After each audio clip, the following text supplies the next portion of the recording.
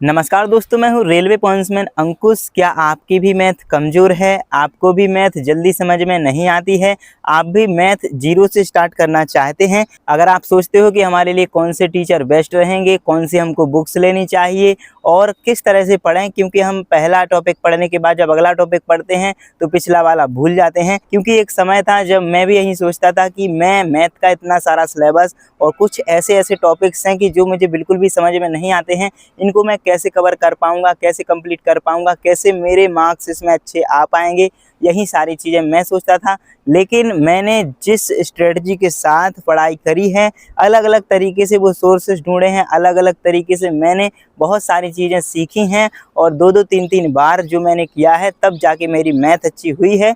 और आज के इस वीडियो में मैं आपको वही कंप्लीट 90 दिन की स्ट्रेटजी बताने वाला हूं जो मैंने खुद फॉलो करी है। और कुछ ऐसी गलतियां भी हैं जो मैंने करी थी, लेकिन उन गलतियों को आपको अवॉइड करना है। तो जो मैं आपको ये कंप्लीट 90 दिन का मास्टर प्लान बता रहा हूं, इसमें मैं आपको बताऊंगा कि किस टॉपिक से आपको स्टार्ट करना है, टॉपिक स्टार्ट करने से पहले क्या क्या चीज़ों का ध्यान रखना है, कौन से टीचर से पढ़ना है, कौन सी बुक बेस्ट रहेगी, सारी चीज़ों के बारे में आपको इस वीडियो में बताने वाले हैं। तो फ़ैन उठा लीजिए और वीडियो को ध्यान से स्टेप बाय स्टेप देखिएगा और सारी चीज़ें आप लिखते जाइएगा कि क्या क्या आपको ध्यान रखना है।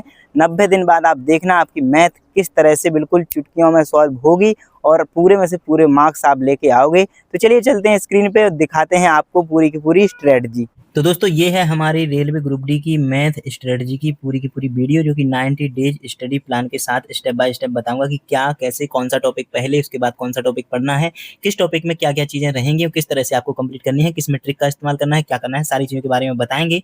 और आपको वीडियो को लास्ट तक देखना है, क्योंकि वीडियो के लास्ट में हम आपको 10 ऐसी टिप्सें देंगे जो कि आपके जो तैयारी करने के बीच में बहुत ज़्यादा काम आएंगी। तो उन टिप्स को बिल्कुल भी मिस मत करना और वीडियो को एक एक करके बिल्कुल हर एक पॉइंट को ध्यान से सुनना और उनको बिल्कुल फॉलो करना। इसमें देखो, रेलवे ग्रुप डी में टोटल 25 क्वेश्चंस पूछे जाते हैं जो कि 25 मार्क्स के रहते हैं और टोटल इसमें 19 टॉपिक हमारे रहने वाले हैं जो कि हमें कंप्लीट करने हैं। और 19 टॉपिक पढ़ने के बाद आपका एक भी क्वेश्चन नहीं छूटेगा। चलिए, आप सबसे पहले बात करते हैं बेस्ट टीचर्स की। बात आती है कि कौन से टीचर से पढ़ें। तो देखिए, स्पेशली अगर मैं अपनी बात करूँ तो मैंने जो दूसरे नंबर पे सर का नाम लिखा है, साहिल सर का नेम, इनसे मैंने पढ़ा है। और इसके अलावा मैं अगर टीचर सजेस्ट करूँ, देखो सबसे पहले मैं आदित्य रंजन सर को सजेस्ट करूंगा, दूसरे नंबर पे साहिल सर को, तीसरे नंबर पे डीपी सर को, चौथे नंबर पे राकेश यादव सर और पांचवें नंबर पे आरडब्ल्यू पे भी 2 टीचर पढ़ाते हैं। तो इनमें से आप किसी से भी पढ़ सकते हैं। लेकिन अगर मेरे सजेशन की बात करें तो साहिल सर स्पेशली रेलवे के लिए पढ़ाते हैं और आदित्य रंजन सर भी बेसिक से अच्छी चीजें सारी कंप्लीट करवा देते हैं। तो इन दो में से एक टीचर आप डिसाइड करिएगा इनकी डेमो क्लास देखकर। अब बात आती है बेस्ट बुक्स की। तो देखो, जिस भी टीचर से आप पढ़ रहे हो तो उनकी ही बुक लोगे तो ज़्यादा सही रहेगा, क्योंकि जिस स्टेप से वो पढ़ा रहे हैं उसी स्टेप से आपकी वो बुक रहेगी। खैर, बीओडी बैच लेना है आपको इनका। देखो, सबसे पहले बताएं कि आप इनसे जो है यूट्यूब पर भी पढ़ सकते हैं और यूट्यूब से नहीं अगर पढ़ना है तो इनका फिर बैच भी आप ले सकते हैं। बैच लोगे आप तो जो वीडियो ऑन डिमांड होता है, जो कि सारी की सारी क्लासेस में रिकॉर्डेड मिल जाती हैं, तो रिकॉर्डेड वाली क्लासेस लेना है आपको, जिससे कि आप कोई सा भी टॉपिक कभी भी देख सकते हो। आगे आपको बताऊंगा कि इसकी वजह क्या है। चलिए, सबसे पहले बेस्ट बुक्स की बात होगी तो जिन टीचर से आप पढ़ोगे उनकी बुक लेना। फिर भी अगर पूछोगे बेस्ट बुक कौन सी है, तो थ्योरी के लिए देखो आदित्य रंजन सर की बुक आती है, तो वो वाली बुक ले सकते हो, या फिर डीपी सर की एक बुक आती है अग्रवाल करके, तो वो वाली बुक ले सकते हो। इन दो में से कोई सी एक बुक ले सकते हो। तो ये हमारी बुक और टीचर्स की बात हो गई। अब बात आती है स्टेप 1 की। स्टेप 1 में सबसे पहले आपको क्या कंप्लीट करना है, तो देखो सबसे पहले आपको जो कैलकुलेशन स्पीड है उस पर काम करना है, बेसिक स्ट्रॉन्ग अपना करना है। देखो, आपको क्या क्या आना चाहिए। आपको देखो जोड़ना आना चाहिए, आपको घटाना आना चाहिए, आपको भाग करना आना चाहिए और आपको गुणा करना आना चाहिए। इसके अलावा फिर आपकी जो चीज़ें हैं शुरू होंगी कैलकुलेशन स्पीड बढ़ाने के लिए और बेसिक स्ट्रॉन्ग करने के लिए। इसके लिए आपको टोटल 5 से 6 दिन का समय दे देना है। अब 5-6 दिन में करना क्या है, तो देखो जो टेबल्स जिन्हें पहाड़ी कहते हैं हिंदी में, 1 से लेकर 30 तक याद कर लेने हैं। फिर स्क्वायर जिन्हें वर्ग कहते हैं तो 130 तक, और स्क्वायर रूट यानी कि वर्गमूल 30 तक। क्यूब और क्यूब रूट भी आपको 20 तक कंप्लीट करने हैं। फ्रैक्शन से परसेंटेज और परसेंटेज से फ्रैक्शन में बदलना है, जैसे कि 1/2 को 50%, 1/3 को 33%, 1/5 को 20% लिख सकते हैं। इसी प्रकार फ्रैक्शन टू परसेंटेज आपको बहुत सारे सीख लेने हैं। अब बात आती है फास्ट कैलकुलेशन स्पीड कैसे तेज करें, तो इसकी ट्रिक्स में देखो शॉर्टकट ट्रिक्स माइंड में आपको सॉल्व करनी होगी। जैसे कि आप कोई चीज़ है, जैसे कोई अगर आप पहाड़ा पढ़ रहे हैं तो जैसे बोला 15 × 120, तो आपको ये तुरंत से याद होना चाहिए 15 × 120। कई सारे ऐसे कहते हैं 15 × 15, 15 × 30, 15 × 45, 15 × 160, 55, 75 इस तरह से पढ़ते हैं, तो आपको डायरेक्ट याद होना चाहिए। आपने कहा 16, 8, 128 ऐसा बिल्कुल पूरे मुँह पे रहने होने चाहिए। इसके बाद फॉर्मूला चार्ट आपको बनाना है और अपनी जो भी स्टडी टेबल है वहाँ पे चिपकाना है और पूरे के पूरे फॉर्मूला आपको इसमें लिखना है। स्पेशली कौन-कौन से देखो, जो कि मेंसुरेशन है, अलजेब्रा है, ट्रिग्नोमेट्री है, इंटरेस्ट के जो फॉर्मूला है, ये आपको चिपकाने हैं जिससे कि डेली रिवीजन आपकी होती रहे, आपके सामने वो रहेंगे तो 5 मिनट एक बार आपको ज़रूर ये फॉर्मूला फिर ले लें हैं। अब बात आती है जितने भी टॉपिक पढ़ो सभी को कम से कम 4-5 तरीके से आपको सॉल्व करना है। 4-5 तरीके कौन-कौन से? सबसे पहला बेसिक तरीका होता है, दूसरा आपको शॉर्टकट तरीका होता है, तीसरा होता है एप्रोक्सीमेशन, मतलब कि कोई ऑप्शन दिया गया है उसमें दिखाया है कि 400 एक दिया गया है, एक 500 दिया गया है, एक 600, एक 700 ऐसे ऑप्शन दिए गए हैं। तो 500 के अप्रॉक्स अगर आंसर आता है तो एप्रोक्सीमेशन लगा के आप जल्दी आंसर निकाल सकते हैं, या फिर वैल्यू पुट करके बाय ऑप्शन यानी कि ऑप्शन पुट करके भी आप आंसर निकाल सकते हो। तो ये 4 आपको तरीके से सवाल को सॉल्व करना सीखना है, लेकिन सबसे पहले अपना बेसिक तरीका जो है उससे आपको सॉल्व करना ज़रूर आना चाहिए। बाकी अगर ट्रिक्स काम नहीं आती है तो जो बेसिक तरीका है उससे तो आप सवाल सॉल्व कर ही लोगे। तो ये चीज़ हो जाएगी। अब हम आएँगे स्टेप 2 में, और स्टेप 2 हमारा 15 दिन तक चलेगा। 15 दिन में आपको क्या करना है? देखो, सबसे पहले इन्हीं टॉपिक्स को आपको पढ़ना है, क्योंकि आगे के जो टॉपिक्स हैं वो ये पढ़ने के बाद आसान लगेंगे, क्योंकि इस टॉपिक से रिलेट करेंगी चीज़ें।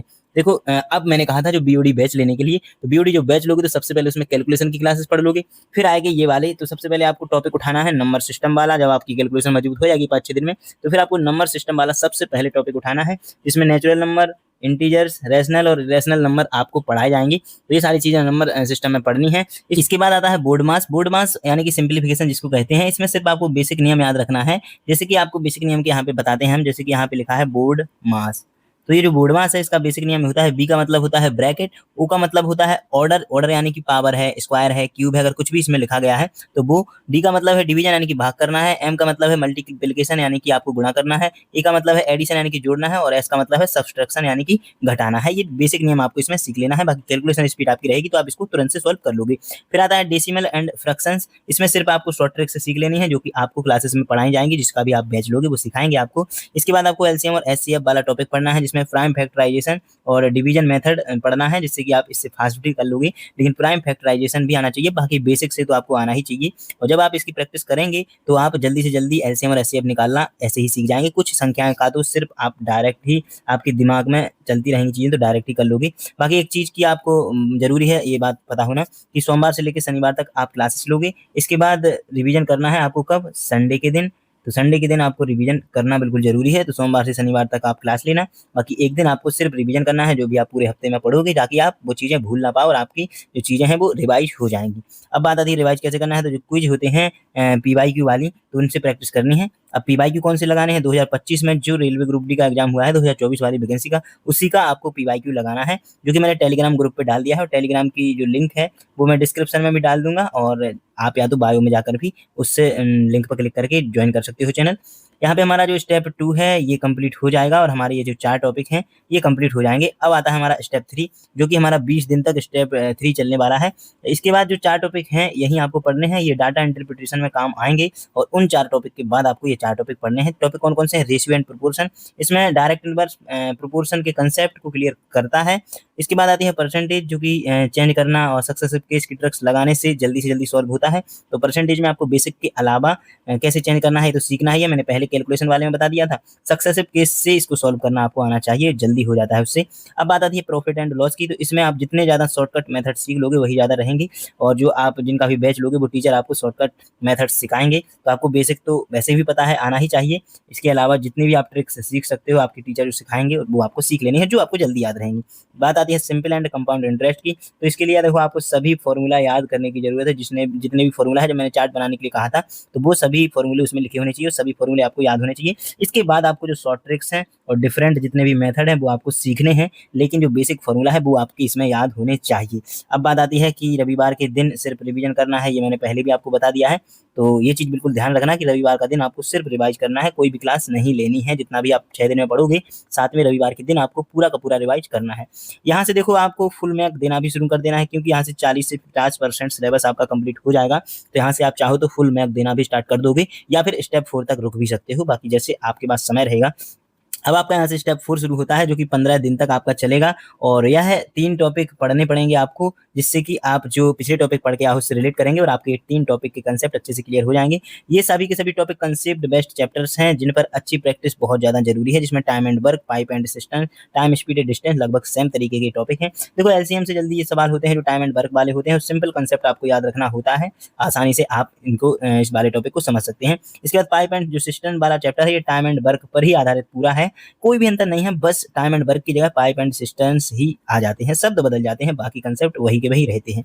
अब बात आती है टाइम स्पीड एंड डिस्टेंस की, तो इसमें average speed, relative, boat stream, train और आदमी वाले जो सवाल होते हैं वही सवाल इसमें पूछे जाते हैं, जो कि आपने देखे होंगे कि एक ट्रेन है, उसी के विपरीत में एक आदमी चल रहा है, तो इसकी ट्रेन की जो स्पीड है वो कितनी होगी, ट्रेन की लंबाई, प्लेटफॉर्म की लंबाई, ये सारी चीज़ें इसमें पूछी जाती हैं। बाकी बोट की भी पूछी जाती हैं कि धारा की दिशा में और धारा की विपरीत दिशा में, ये सारे सवाल आते हैं, तो इसी में आपको सीखने को मिलेंगे। बाकी देखो इसका ऐसा है कि जिनका एलसीएम निकालना फास्ट रहेगा वो इन सवालों को जल्दी कर लेंगे और प्रैक्टिस जितनी ज़्यादा कर पाओगे, पीवाईक्यू 2025 वाले जितने ग्रुप डी के हुए थे उससे आपको प्रैक्टिस करनी है और टेलीग्राम ग्रुप से पीडीएफ को डाउनलोड कर लेना है। अब बात आती है स्टेप 5 की, स्टेप 4 हमारा कंप्लीट हो गया, स्टेप 5 भी आपका जो है 20 दिन चलने वाला है और ये जो टॉपिक हैं ये ऐसे टॉपिक हैं जिनसे जो स्टूडेंट है वो दूर भागते हैं। क्यों भागते हैं? क्योंकि सबसे ज़्यादा दिक्कत देने वाले ये टॉपिक हैं, लेकिन बहुत आसान होते हैं अगर आप इनको अच्छे से एक बार डीपली पढ़ लोगे। और यही जो टॉपिक है ये हाई स्कोरिंग भी होते हैं और सभी के सभी टॉपिक आपके फॉर्मूला बेस्ड रहने वाले हैं।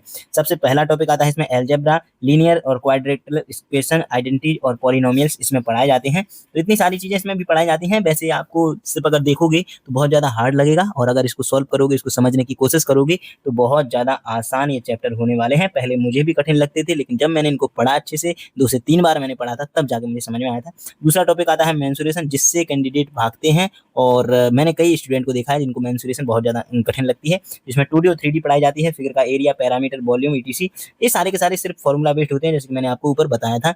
तो ये जितने ज़्यादा फॉर्मूला याद करोगे और मेरे हिसाब से याद ना करके फॉर्मूला को बनाने की कोशिश करना। देखो फॉर्मूला कौन कौन से होते हैं यहाँ पे आपको लिखेंगे, जो भी मेंसुरेशन के महत्वपूर्ण फॉर्मूला है ये है यहाँ पे। 2D आकृति के जो है त्रिभुज के, आयत के, वृत्त के, वर्ग के, वही जो 3D आकृति है घन, घनाभ, सिलेंडर, गोला और शंकु, ये सारी चीज़ें होती हैं। तो यहाँ पे आप देखो ये क्षेत्रफल परिमाप, परिधि क्षेत्रफल और यहाँ पे वक्रपृष्ठीय क्षेत्रफल, ये सारी चीज़ें हैं, ये फॉर्मूला है। इसके अलावा भी और सारे फॉर्मूला हैं, तो ये आप याद कर लेना। इसके बाद आता है आपका 14वां चैप्टर, जो कि है जियोमेट्री वाला। इसमें आपको ट्रायंगल, क्वाड्रिलेटरल्स और सर्कल्स के जो थ्योरम हैं और प्रॉपर्टीज हैं वो आपको पढ़नी पड़ेंगी। और अगर आप सिर्फ इतनी चीज़ें पढ़ लेते हो तो जियोमेट्री का आप हर एक सवाल कर लोगे और इसका भी जो चीज़ें हैं सारी फॉर्मूला और कंसेप्ट पे बेस्ड हैं और इसमें से 1 से 2 सवाल आपको देखने को मिलेंगे, तो ये भी आपको कंप्लीट करना ही पड़ेगा। फिर आता है एक ऐसा चैप्टर जिसकी मतलब सवाल देखते ही स्टूडेंट को डर लगता है, जबकि कुछ सवाल तो डायरेक्ट सिर्फ एक ही चीज़ लगाने पे सॉल्व हो जाते हैं और आंसर सीधा आ जाता है, फिर भी लोग डरते हैं। इसमें क्या है, हाइट एंड डिस्टेंस होता है और जो बेसिक आइडेंटिटीज हैं और जो टेबल्स हैं वो याद करनी होती है, जैसे कि साइन 0 का मान, साइन 30 का, साइन 45, साइन 60, साइन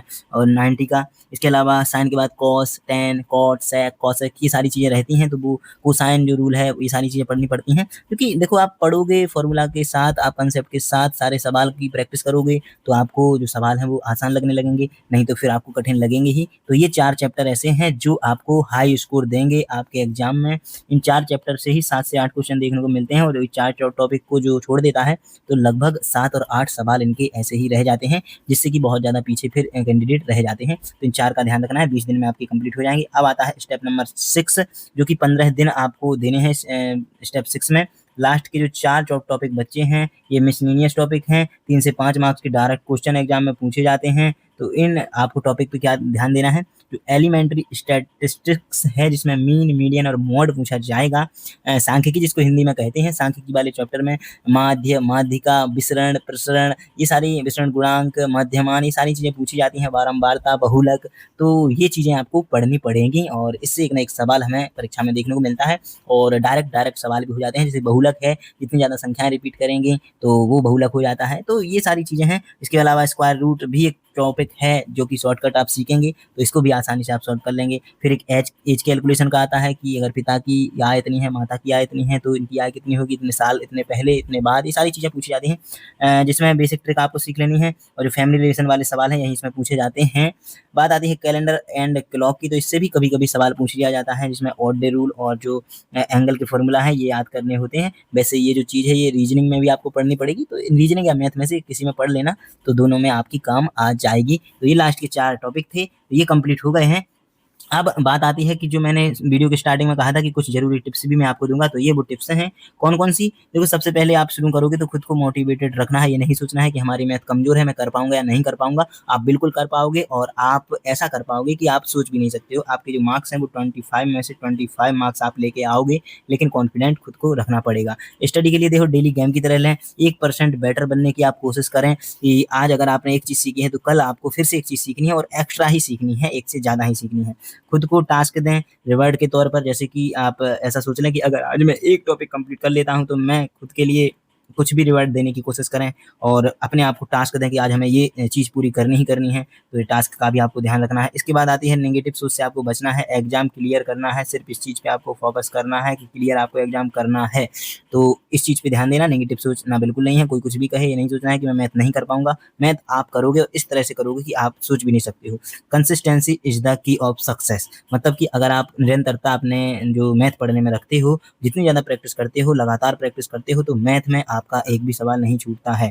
अब ये जो चीज़ें हैं, देखो 9 चीज़ें लिखी दिख रही होंगी आपको कि जो फ़ॉर्मूला चार्ट है वो बना के आपको चिपकाना है, अलग-अलग तरीके से इस क्वेश्चन को सॉल्व करना सीखना है, गलतियों को आपको नोट करना है, शॉर्ट ट्रिक्स और माइंड कैलकुलेशन पे भी आपको काम करना है, पीवाईक्यू सॉल्व करना है, जैसे कि मैंने बताया 2025 के जो ग्रुप डी आई थी एग्ज़ाम, टोटल 101 शिफ्ट में एग्ज़ाम हुआ है।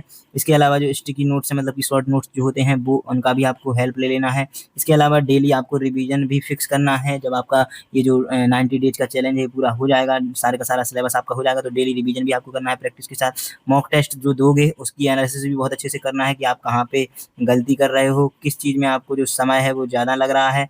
और जो टॉपिक्स हैं वो सिंपल से लेके आपको डिफ़िकल्ट तक जाना है। जो सिंपल टॉपिक है पहले उनको पढ़ना है, फिर हार्ड तक आपको जाना है और यही सारी आपके जो ट्रिक्स हैं वो हैं। इसके अलावा कुछ नहीं है और मैथ जैसे ही आप पढ़ना शुरू करोगे आपको इंटरेस्ट आएगा और आप मैथ को इस तरह से लोगे जैसे कि मैथ ही सबसे आसान सब्जेक्ट हो। तो दोस्तों, ये थी 90 दिन की कंप्लीट स्ट्रेटजी वीडियो। उम्मीद है कि आपको सारी चीज़ें समझ में आ गई होंगी। अगर आप ये 90 दिन की स्ट्रेटजी फॉलो करते हैं तो डेफिनेटली आप भी 25 में से 25 मार्क्स मैथ में लेके आएंगे और आप 90 दिन इस चीज़ को फॉलो करना और फिर बताना कि आपको ये स्ट्रेटजी हेल्पफुल साबित हुई है या फिर नहीं हुई है। इससे पहले मैं 2 बार मैथ की स्ट्रेटजी बना चुका हूँ, जिसको कि 50,000 से ज़्यादा कैंडिडेट ने देखा है और उनको लाभ भी मिला है और उन्होंने मुझे बताया है कि इन स्ट्रेटजी से मुझे भी फ़ायदा हुआ है। बाकी अगर वीडियो पसंद आई हो तो वीडियो को लाइक कर देना और अगर चैनल को सब्सक्राइब नहीं किया है तो सब्सक्राइब कर लेना। चलिए फिर मिलते हैं अगली वीडियो में, तब तक के लिए नमस्कार, धन्यवाद।